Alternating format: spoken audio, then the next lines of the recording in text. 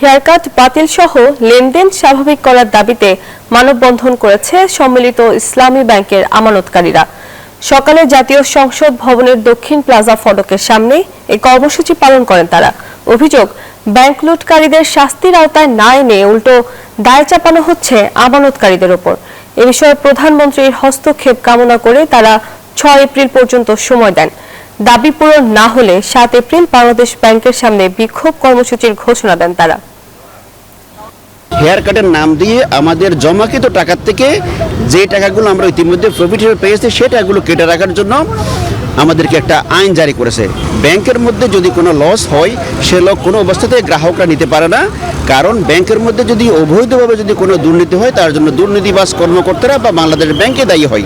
আমাদের আমানতকারীদের যে হেয়ার কাটের একটা অনৈতিক আইন করা হয়েছে, এই 24-25-এর হেয়ার কাটের আইন বাতিল করতে হবে। আমাদের হেয়ার কাটটা বাতিল করে তো ব্যাংক লেনদেনটা স্বাভাবিক করুক, এটি হলো আমাদের প্রাণের দাবি।